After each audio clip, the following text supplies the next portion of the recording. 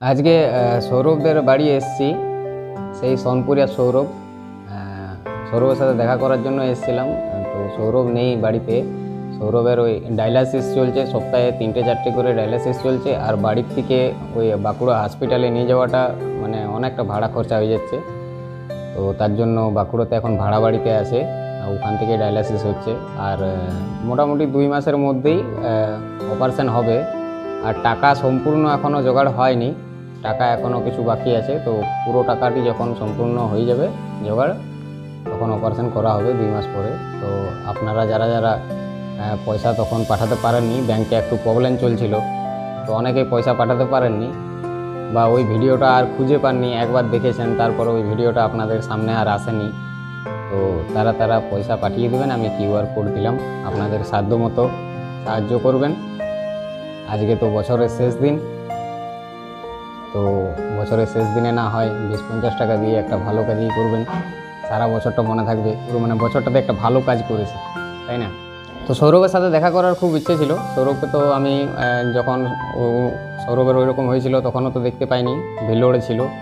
তারপরে সৌরভ মাঝখানে বাড়ি এসেছিলো, তো বাড়ি আসাতে আমাকে বলেও ছিল আসতে, আমার কাজের জন্য চাপে আসা হয়নি।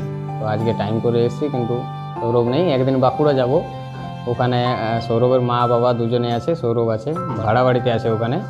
দাদা এখানে নেই, তো দাদা বাঁকুড়ায় বাড়ি ভাড়াতে আছে, ওখানে ডায়ালিসিস চলছে। কিছুদিন আগে এসেছিল বাড়ি, ভেলোর থেকে যখন ছিল কিছুদিন, এখন আর নেই। এখন বাঁকুড়াতেই আছে ভাড়া বাড়িতে, ডায়ালিসিস চলছে। আর 1-1.5 মাস পরে অপারেশন হবে। টাকা পয়সা এখনও ঠিক পুরোটা হয়নি জোগাড়, এখন টাকা পয়সা জোগাড় চলছে। পুরোটা কমপ্লিট টাকা পয়সা জোগাড় হয়ে গেলে অপারেশন হবে আর 1-1.5 মাস পরে। যাই হোক, আমার হিসেবে যারা পয়সা পাঠাতে পারেননি তাদের পয়সা পাঠানো খুবই প্রয়োজন আমার মনে হয়।